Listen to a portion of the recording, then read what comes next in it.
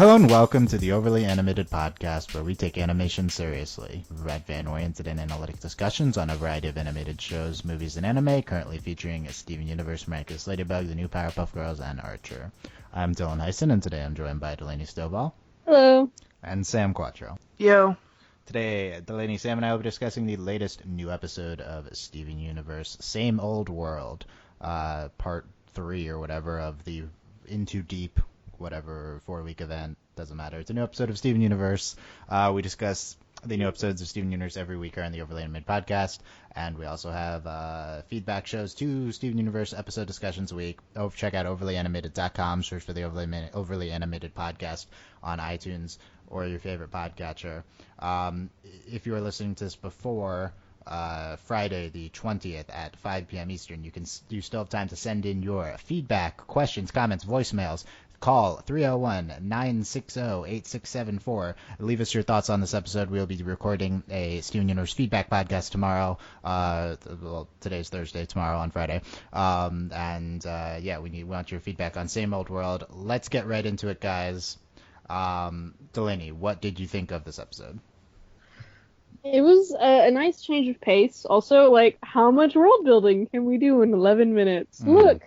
More evidence for alternate Earth, I guess. I'm still not 100% on the details of the alternate Earth theory that you and Sam have, but we definitely had an alternate New York City. Yet Jersey somehow was still. It was just I'm Lapis. I'm not as into Lapis as you are. Granted, the episode started and I was like, Dylan is freaking out somewhere. I can hear him. Well, I knew it was going to be about Lapis, but yeah. Right.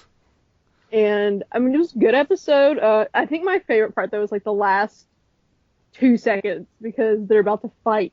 It's no, it's mine. It's just solid, cute, Steven being Steven. I'm actually shocked that, I don't know, I haven't seen spoilers. I don't know what you knew before we watched the episode, but I didn't recognize that, he was going to run into Lapis again. I was expecting a Lion episode, so.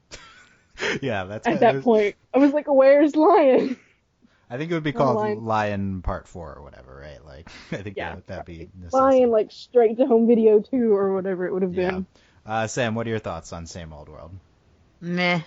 Oh my gosh. Dude, it was okay. I mean, I'm not, okay, Lapis reminds me of one of my friends, and, that friend tends to annoy me sometimes. Nobody on the podcast.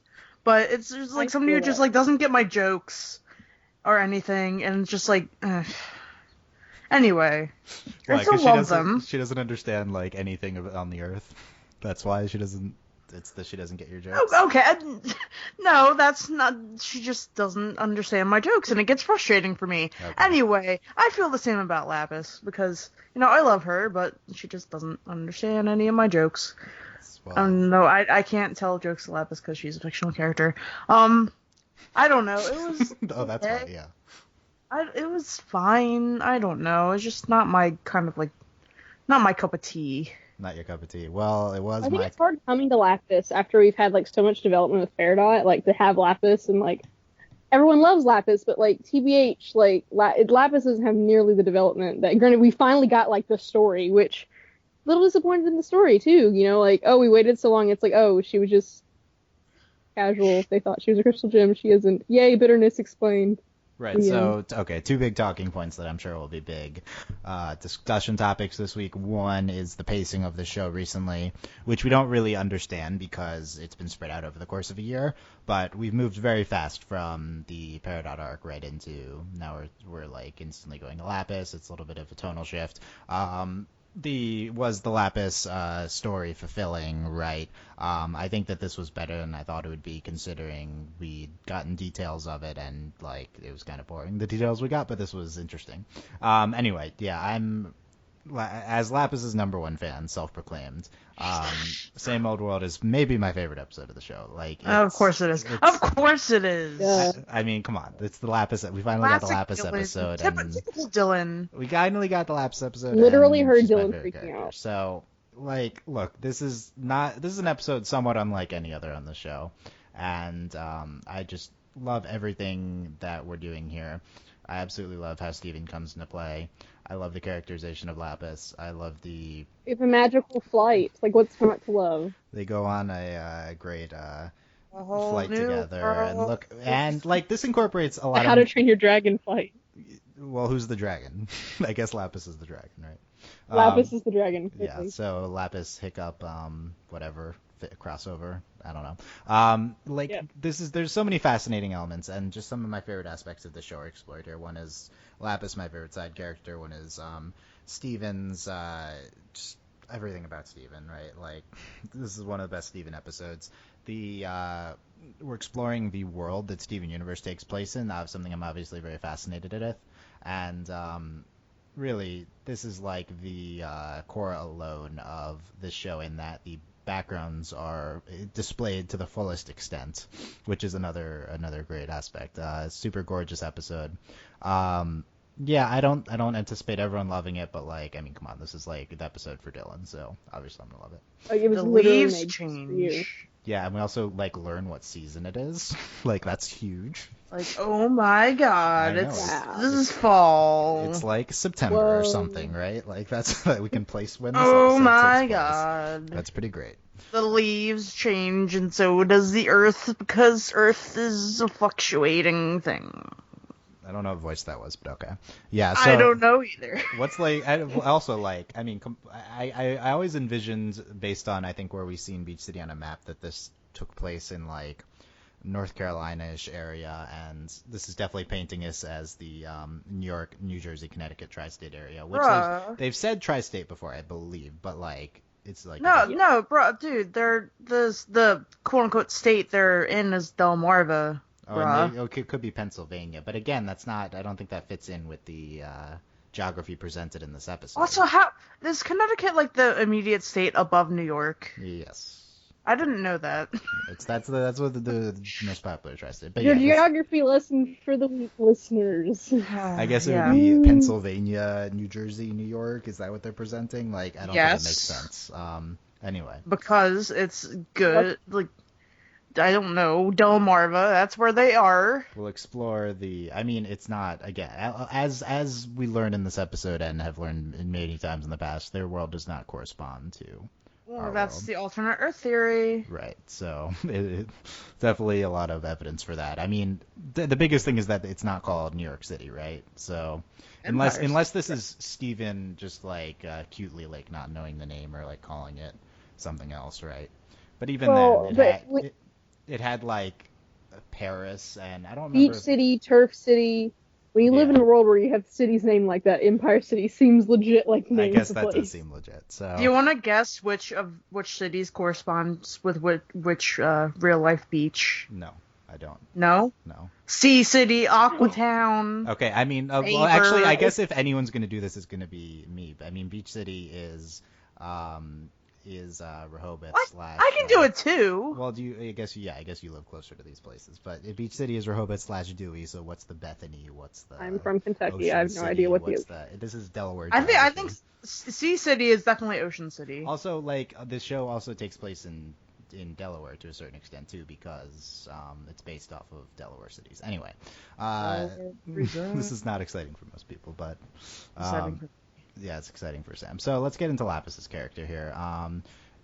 I think that this episode is very much somewhat on the nose and definitely clearly has a lot of quotes that are just clearly presenting like what we're going for here with Lapis.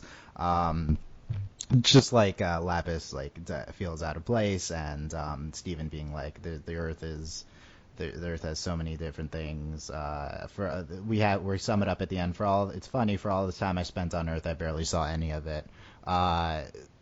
Very much kind of a sentimental type episode, very like maudlin. I was a fan of it. What do you think of what they're doing thematically here with Lapis, with the tying it into their presentation of the Earth? I don't know, Delaney, anything about that? Well, I mean, I feel like it's a pretty solid way to go, especially since, like, yes, everyone, like, loves Lapis, but, like, we really, like, we're not very familiar with Lapis. Like, she's a character, but, like, it's not, like, she's not Peridot. Like, they haven't done with her what they've done with Peridot, so, like, having this tie-in like is grounding her, like, and we're clearly building, like we're gonna have more, and this is also kind of, there's a little bit of closure here in this episode, and I think they're doing like a good thing with it. Like this is just, it's an interesting way to go, but I think it's a smart way to go with like, if we're gonna build a foundation here with Lapis, this is definitely like a good way to start. Maybe a little rushed and going straight for like cutthroat sentimental episode, but I mean definitely like I think a good start. Like I think it's great, and it makes it Lapis. She, has water abilities. Like, she was literally trapped in the ocean. The earth is 70% water. Like, makes sense. It's good stuff. Yeah, it's interesting. We definitely go pretty fast at the end. Something that came to mind is I think this is an interesting direction to take Lapis. We address it in the beginning with Garnet and Steven. But Garnet says, considering how long you were stuck in that, I'm trying to find the quote on my outline, but stuck in that fusion, right? Like she's gonna it's gonna take a while for her to recover or something like that, right?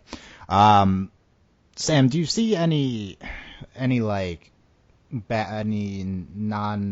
you think tabling that is what the episode's doing here? Like, is the episode ignoring Malachite and the emotional scars that Lapis would have from that in favor of this, like, I have nowhere to go kind of recurring theme we've seen from Lapis this entire time? Or do you think the show is subtly addressing it within that in this episode? I think it might be tabling it. I don't know, because, like, you'd think she'd be like, but instead she's like, LOL, bye. Well, how might that have been addressing it, Delaney? Well, so yeah, I mean, she ran off first, I think that was like a reasonable thing for her to do first, is to go away. Like she felt like that's what she felt like she needed to do. Very in character, and especially in a moment like that, after like Malachite and she woke up, she's with the crystal gem. She does not like the crystal gem. She's very bitter about everything that happened. Like, yeah, she left. Duh, I would have left too, And then, of course, she's like, oh, I don't have anywhere to go. And I think Steven's kind of helping her with it a little bit. Obviously, I don't think Steven is, like, completely understanding the gravity of the situation.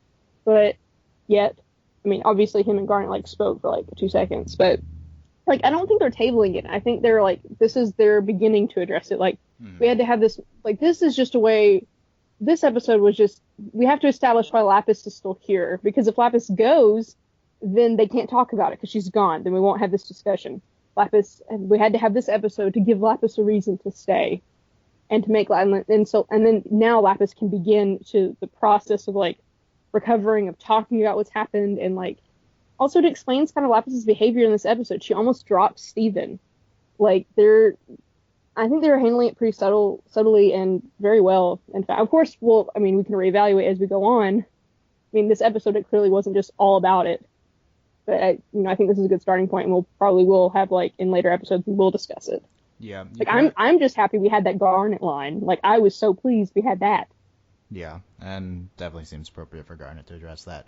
I think there's an argument that this episode does a lot of subtle work with regards to Lapis's previous abuse, and that's kind of the big thing here. Is that right? Lapis has basically been portrayed as being in an abusive relationship too. Like that's a very like a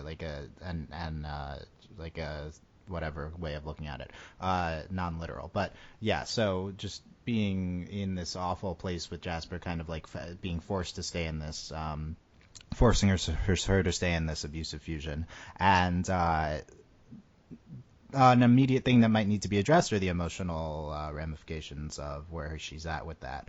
And I think interacting with Steven, who's like pure goodness right after you get out of that, is probably the way to go. That seems like that would be best for Lapis. Like, I mean, Steven's just so like perfect here in almost everything he says to her, and I do think it's interesting because it's possible that we're tabling that too fast in favor of the previous Lapis, I have nowhere to go type thing. And of course they tie in, but maybe that was the headline that we got from the mid-season 1 finale, that type of stuff, addressing that over this Jasper emotional ramifications that came into it. I'm interested to see how people are going to react to that. I think that I don't know. It's tough. There's definitely subtle emotional stuff happening here, and that's interesting considering they're giving us such like overt lines and themes for one aspect of Lapis. Maybe this other aspect is being subtly addressed. Yeah, I don't know. What do we think of? Let's talk about this Lapis backstory that we get. I think we've probably tabled that for too long. We get basically this somewhat generic story of how Lapis was on Homeworld for the Gem War, and then was caught in the middle of it, was mistaken for was like, I don't know what the process is. She was turned back into the gem, right? I forget what that word is called. And she was mistaken as a crystal gem, and then like trapped in the mirror by Homeworld, and like couldn't speak up, and was just left there until Pearl found her, basically. I don't know if this is like super. So I think that good. This is like a very Pearl absolving episode to a certain extent. I think a lot of people had some bad ideas about how Pearl was involved in this Lapis backstory, but I think that this was interesting. Were you underwhelmed by this story, Delaney? It seems like I don't remember who said that, but is this definitely like a one of the lowest points, least detailed ways to fill in the gap of what we knew of the story with Lapis? Well, I definitely think like it doesn't have a lot of details. It's very much like, oh, this, and this, that's it. And I mean, that's not necessarily a bad thing. I do think what's great about this backstory is that not that, I mean, yes, it absolves Pearl, but the big thing is that like it gives a very realistic and understanding answer as to why she doesn't like the crystal gems and why she doesn't trust them, and like the bitterness. And it's better than, oh, I fought against them, like Jasper or whatever. Like, it's very much, I was mistaken for one, and they didn't rescue me from the mirror. Like, I think it's a very, like, it's a very interesting backstory, and I think like it's an interesting dynamic we're gonna have now with the crystal gems, and like now that we understand it, like it just gives more depth to it, and it's like just neat. Of course, it's kind of like the backstory itself. Like, I mean, we've had such wonderful backstory scenes, and of course this one was just like, I mean, it was cool setup. You know, Lapis like getting very emotional. You know, she's Katara waterbending all of the, you know, getting angry and upset, and there's all this water, and she like makes the mirror and talking about it, and it's really neat. Of course, the story itself, meh, it's okay, but I do think like she was mistaken as a crystal gem. Like, I think that's just, I don't know, that's really neat to me. Overall, it was kind of underwhelming, but like, I do think that is like an interesting dynamic, and now that we know, like, it'll be interesting to see where we go from here, and like how it will change things. Sam, what are your thoughts on the Homeworld ultimately being responsible for Lapis's entrapment and not any of our gems, specifically Pearl? Are you happy? Good. I am. I thought there was a theory going around on Tumblr that Garnet and Amethyst had some like shady stuff to do with it. Yeah, there's yeah. All this type of stuff. Given like, I don't know, Pearl's like unknowing reaction. Okay. In one of the like mirror gem episodes. Like good for like them, but like good for, you know, the crystal gems, but obviously not for Lapis in general. Homeworld sucks. Everything is awful for Lapis. She's an orphan. Well, okay. I mean, all of the gems don't have parents, but you know. No, you know what I mean. Like, she doesn't have like a home or like a place that she feels like she belongs. She's a new home. Well, yeah, that's the whole point of the episode, right? But yeah, so I think that it's interesting that they present Homeworld as clearly responsible in Lapis's eyes when she was so eager to go back to Homeworld the first time we saw her. I think you could argue that doesn't gel completely. The Homeworld reminds me of like the Capitol from the Hunger Games. Yes. I don't really know why, but it just does. I mean, yes, evil separate entity. Yeah. Well, I think it makes sense that she wanted to go back. You know, it's like the only place she understood. Like, and I think she just feels she's stuck between two places that she doesn't really belong. And I think it was just the instinct first, just go back to Homeworld. I think it's presented well here, the instinct to go back and like not go back, and like I think that I want to rewatch the season 1 mid-season finale to see how that plays in retrospect. I mean, being released immediately, I think it makes sense. So she's like, I need to get away from here as soon as possible. I guess so. It's interesting. I liked the two aspects of this backstory for Lapis. I think it was gorgeous artistically. It was presented really, really nicely there. And the second aspect is I like how it ties into us learning about the Gem War. like despite like the Rose's rebellion kind of war. I don't know, what are we calling it, the rebellion, but like despite how how scarce on details our backstory was, we kind of learned new things in that, like, she's like, once it became clear that the rebellion was going to win, like all the homeworld gems went home. I feel like this is interesting. I feel like where they're just like, why was Lapis on Earth in the first place? Was she like not a soldier? Was there just like a homeworld colony sent? I feel like that's the impression I get, which is like homeworld almost sent a colony, not an army. And I guess that's what we got with the answer. I need to rewatch the answer, tie it into this. I think we're definitely expanding our knowledge of this, and both of these presentations of this like origins of the gem world and of Rose and Pearl and everything were very like non-detailed and different artistically presented, and we're like just trying to like piece together a picture here from a lot of these scarce things. But I think that I like how it ties in. We've talked before, it seemed more like, Homeworld just didn't care anymore. But no, this is like they gave up. They left. They were defeated. It does, yeah. I got a different impression, and it's not. I don't necessarily remember all the details from the original presentation of it, but it does seem different. It seems like, yeah, it doesn't seem like they just left because they didn't care anymore. It seems like they were forced out from this presentation. Really? I thought they just didn't care anymore.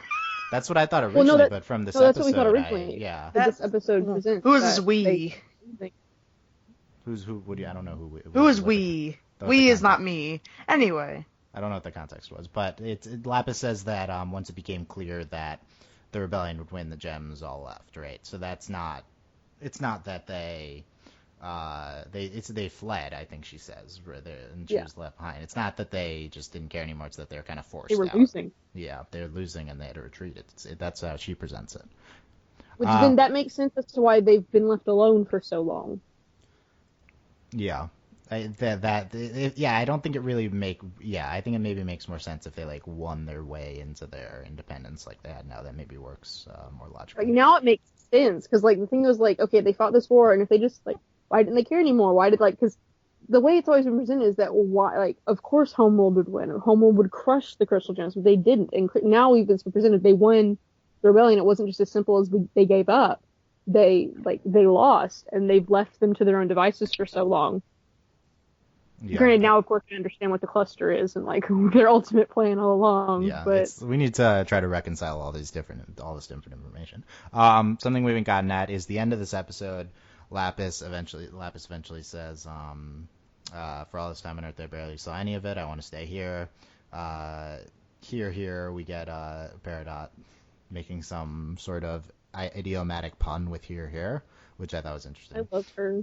And I don't know if Peridot would know that phrase. I guess she just knows the phrase, and so she just said it. This is my home away from Homeworld. No, it's not. It's mine, right, Steven? So I guess the thing I want to ask about, of course, we're going to address this Lapidot stuff next week on.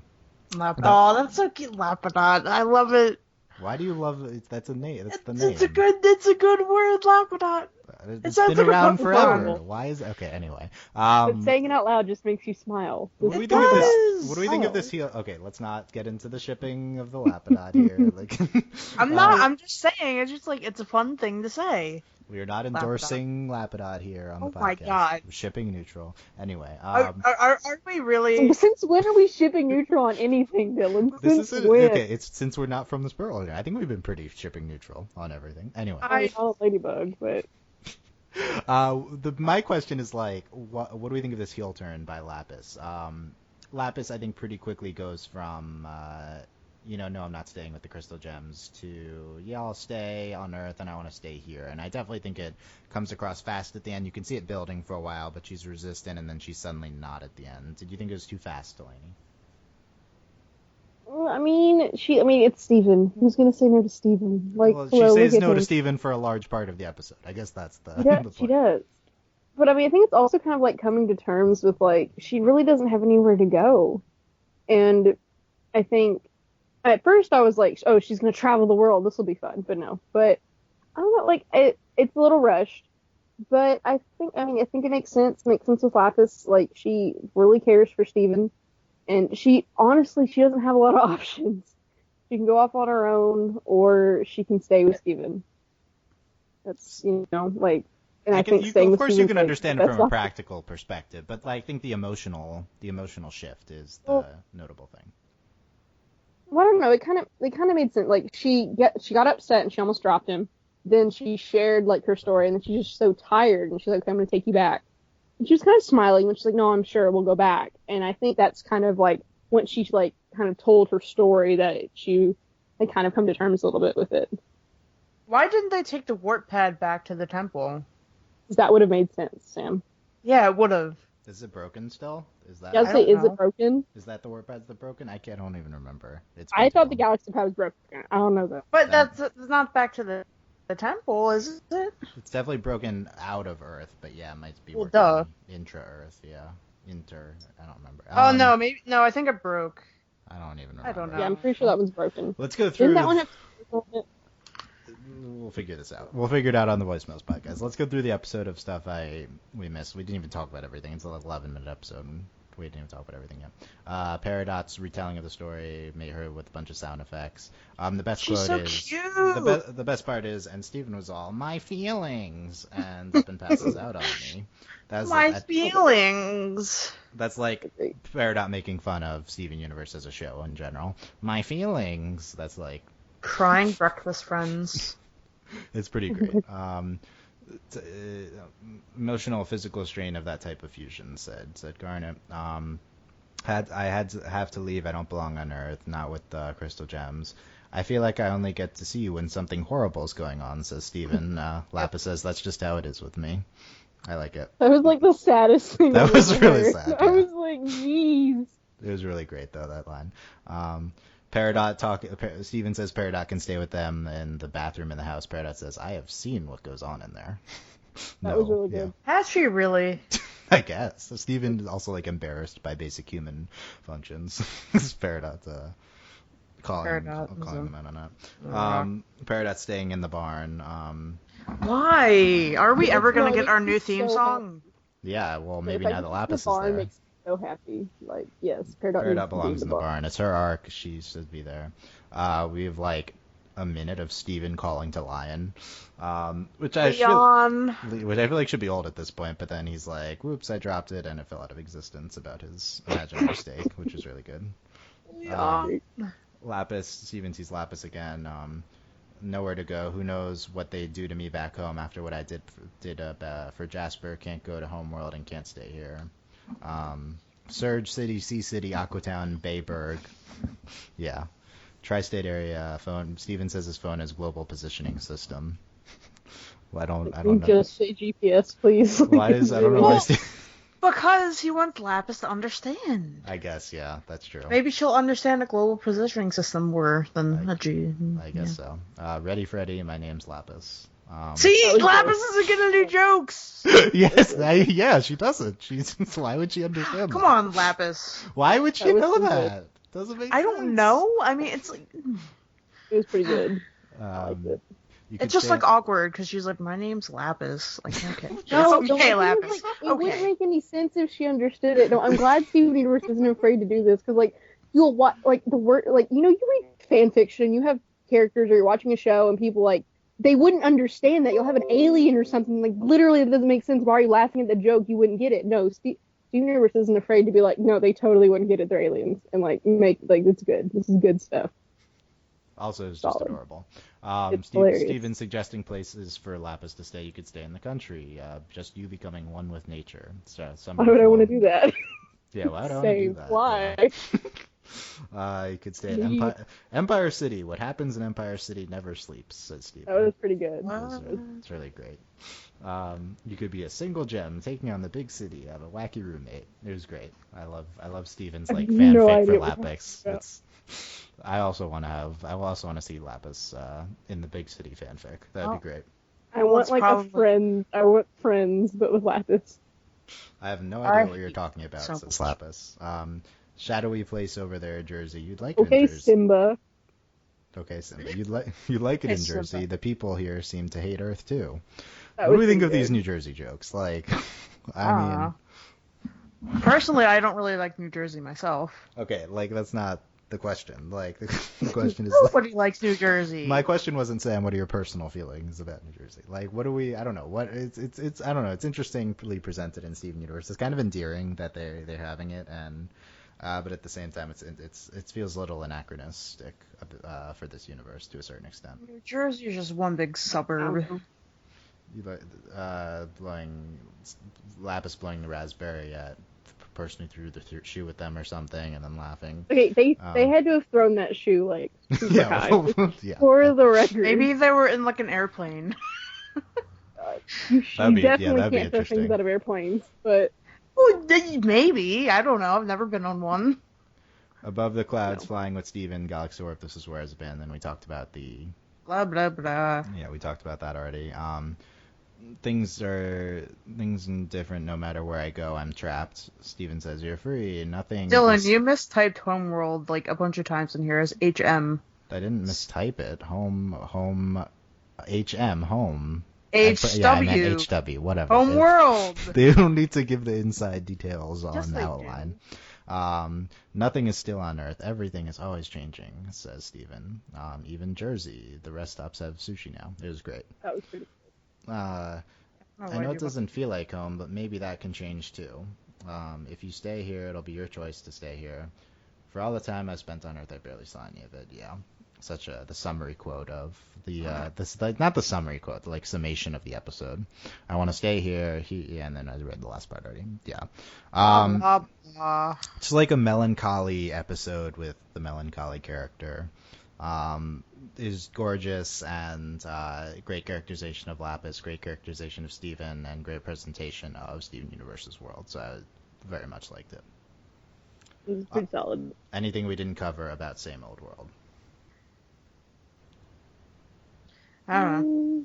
I think so. Once we'll get on I'm sure and Steven was all, my feelings quote will be a frequent soundboard My item feelings. when we bring that back in. A whole new world. Were you expecting them to sing A Whole New World? The title is a reference to that, dude. Okay, I got ticked. I thought Lapis was gonna tell her story. I was like, I want a song right now.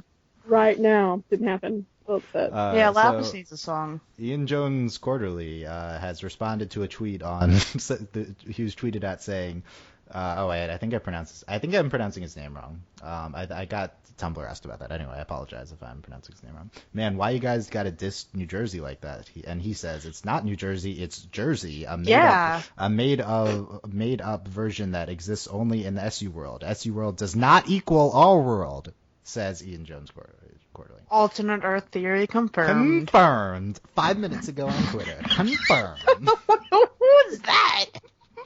I don't know what that sounds It's like the Mythbusters. Just imagine, we need to have, when they slam the metal down. It's confirmed. If you've been wondering what this alternate Earth stuff is about, Google overly animated alternate Earth theory, and you'll get Earth. We need to. I don't know. I feel like we need to redo that podcast someday. It, yeah. But You guys need to do a triumphant one, one? alternate Earth theory confirmed. A triumphant. Oh yeah, like a YouTube video, and we'll have an obnoxious graphic, and it'll be me on video, just yelling at the camera and putting up graphics and. What about me? And you can be there too, and it's the only way to get hits. You on can be YouTube there these too. days. Jeez, Dylan. That was my point was making came fun up with of the theory. My point was making fun of YouTube videos, not. That's definitely what your video should be. That was my point. Anyway, okay. Alternate Earth theory. ... Confirmed. All caps, and then just rant. Alternate Earth theory rant. Yeah, I watched so many YouTube videos today that were just everything that you just described, and you should definitely make one. I wonder what Dylan's opinion is of the state of the internet. I hate all of that, just so you know. And you should subscribe to us on YouTube. We just got members of the internet. We just got the URL youtube.com /m or some letter /overly animated.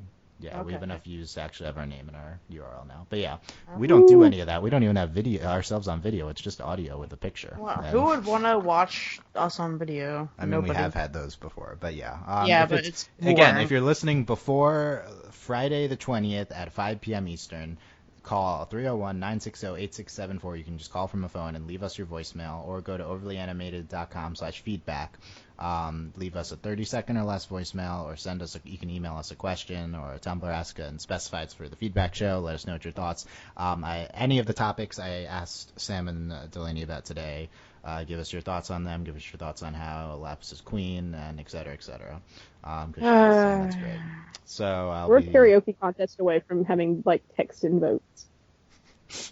Text your opinion, yeah. Lapis has like some real anime hair.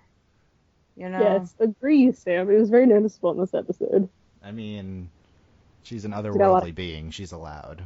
Okay, she's allowed. Okay, Dylan. I'm just saying, like, it looks like legitimately what you would see in an anime. She's allowed, Sam. She's an otherworldly being. Oh my god, that's not what I'm saying. Why she's Dylan's favorite. Will you join our feedback show coming out tomorrow? Me, Justin, Michelle, and then I thought it was Saturday.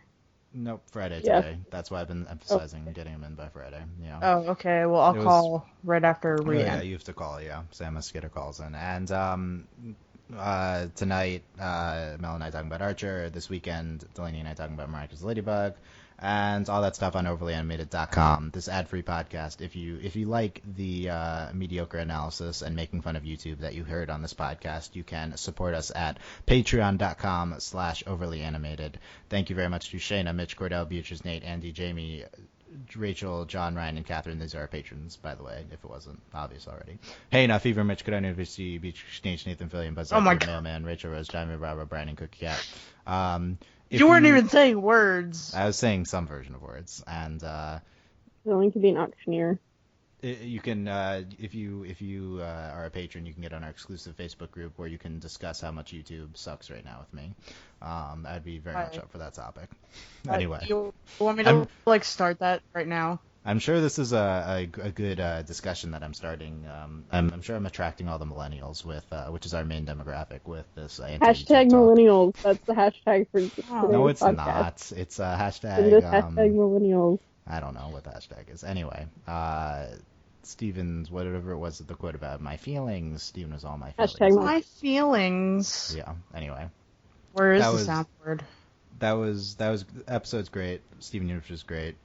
Podcast is great. Yeah. We'll be back next time. No sound. I'm still working on the soundboard. It's not working out the kinks. The soundboard is not great. The soundboard's great. I just my usage. I need to figure out technically how to. I should be able to use the soundboard software to also record, and the sound file from the recording software that the soundboard is on is not good, so I have to do a million things. It's complicated, so I just want no soundboard for this one.